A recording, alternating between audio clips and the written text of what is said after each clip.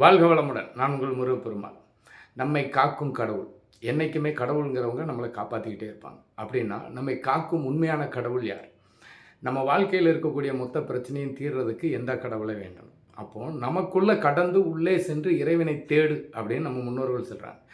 தந்தையினுடைய உயிர் அணுக்கள் மூலமாக, தந்தை குடும்பத்தினுடைய அணுக்கள் மூலமாக நம்ம உற்பத்தி ஆகிறோம். தாய்வழி குடும்பத்தின் மூலமாக, தாயின் கருவுறையில் வாழ்கிறதுனால தாய்வழி குடும்பத்தினுடைய அணுக்கள் மூலமாக நம்மளுடைய உடல் வளருகிறது. அப்போ நம்ம உடம்புக்குள்ளே தாய்வழி தந்தை வழியினுடைய உயிர் அணுக்கள் தான் இன்றைக்கி நாம் உயிரோடு இருக்கிறதுக்கு காரணம். அந்த அணுக்கள் இறந்துருச்சுன்னா நாம் இறந்துட்டோம். அதனால் நம்ம முன்னோர்களை இறந்துட்டாங்கன்னு சொல்லாங்க. அதனால தான் நம்ம பெரியவர்கள் இறைவனடி சேர்ந்தார், இறைவன் திருவடி சேர்ந்தார், இறைவனாய் மாறினார் அப்படின்னு சொல்லுவாங்க. அதாவது உதாரணம் சொல்கிறேன், சாய்பாபாவை இன்றைக்கும் தெய்வமாக வழிபடுறாங்க, ராகவேந்திரரை தெய்வமாக வழிபடுறாங்க.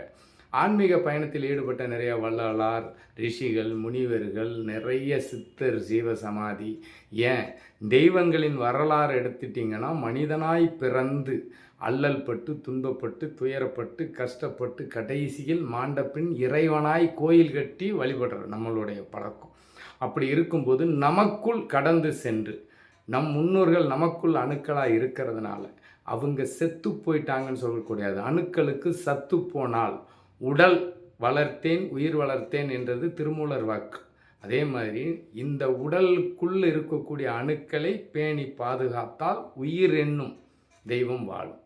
அப்போ இந்த அணுக்களை பாதுகாக்கிறதுக்கு தான் நம் குலம் வாழ்ந்த மண்ணில் தாய் வழி தந்தை வழி முன்னோர்கள் வாழ்ந்த மண்ணை மிதிக்கிறதுக்கு தான் அந்த கோவிலுக்கு வருடம் ஒரு முறை திருவிழா. அந்த திருவிழாவுக்கு நம்ம போகும்போது காலில் செருப்பு போடாமல் அந்த மண்ணை மிதிக்கும்போது நம்ம உடம்பில் உள்ள அணுக்கள் வைப்ரேஷன் ஆகி ஆக்டிவேட் ஆகுது. அப்போது நம் அணுக்களை இயக்கி நம்மை வாழ வைக்கும் நம் முன்னோர்களை இறந்து விட்டார்கள் என்று கூறாமல் அவர்களை இறைவனாய் நினைத்து நாம் வணங்கும் பொழுது நமக்கு கேட்டது கிடைக்கும், நினைத்தது நடக்கும், வாழ்வில் மிகப்பெரிய வெற்றி கிடைக்கும். நம் முன்னோர்களுக்கு இறந்ததாக திதி தர்ப்பணம் கொடுக்காமல் இறைவனாய் பூஜித்து வாருங்கள். நீங்கள் வாழ்க்கையில் நினைத்த இடத்தை, நினைத்த காரியங்களை நிச்சயமாக அடைய முடியும். வாழ்வில் இருக்கக்கூடிய துன்பங்கள் நிச்சயமாக விலகும். வாழ்த்துக்கள்.